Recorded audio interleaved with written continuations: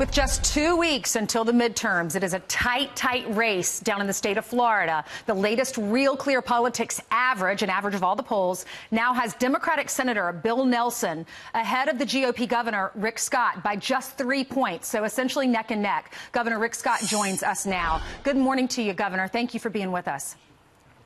Good morning, Ainsley. I'm heading back out to 3 impacted counties in the Panhandle today. We still have 60,000 people without power. This hurricane was like a gigantic tornado with 14-foot storm surge that just decimated our Panhandle. So right now I'm continuing to try to help people get their power back, get their cell phone service back, make sure they help rebuild their houses. We've got over 70,000 people have already signed up for FEMA, and we're trying to work with organized state, federal, and local resources to make sure we keep helping these families. What's your mindset when it comes to helping those hurricane victim families? Because you've got Senator Bill Nelson who can go out there and campaign right now while you're the governor. You have to be on the ground helping those families. Does he have an advantage because of that, or can your response to this help you?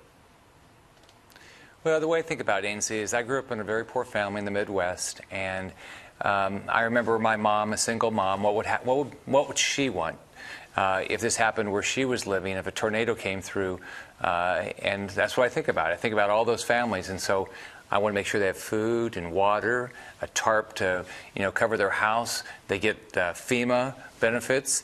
They get back to work, get their companies open. That's what I think about. Now, my opponent is just fascinating. He said he did a couple photo ops right after it happened, and he said, "Oh, there's nothing else I can do. I'm going to go back and campaign. If you need me, just give me a call."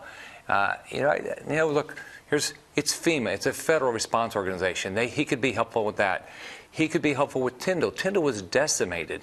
Think about it. That's probably over 20,000 jobs. Just that, 11,000 people all working on Tyndall, all those families, and he just turns his back to him, says, "Oh, I'm not worried about you." He's worried. Bill Nelson is worried about one person's job, his job. So I'm going to keep doing this. My wife's on the campaign trail. Not something she wanted to do. I told her I wanted to run for governor 8 years ago. She said, "That's great. I'm scared of giving public speeches." But that's what she's doing every day now. So I feel sorry for her. All right, let's talk about some of the issues, because you are behind in the polls just by 3 points. But Bill Nelson, his main drivers of his lead apparently are women, blacks, Hispanics, independent voters. What do you say to that group of individuals? Sure. We will win for this reason. It's going to be, who cares about you? It's going to be, do you want to elect somebody like Senator Nelson, who's been in office for 42 years and done nothing? Or do you want to elect somebody like Rick Scott that will show up and do his job? Do you care about a job? We've added 1.6 million jobs since I got elected. Do you care about education, record education funding? Do you care about the environment, record environmental funding? Senator Nelson has done nothing for the environment other than run an ad. All right. Well, I know. Congratulations on the job gains. Yesterday, we were reporting different states, and yours this September compared to last September, 407,000 gains in that month alone. You said 1.6 since you've taken office. I know people there are worried about the algae and that red tide and the environment and immigration. So, where can people find more information about you if they're undecided?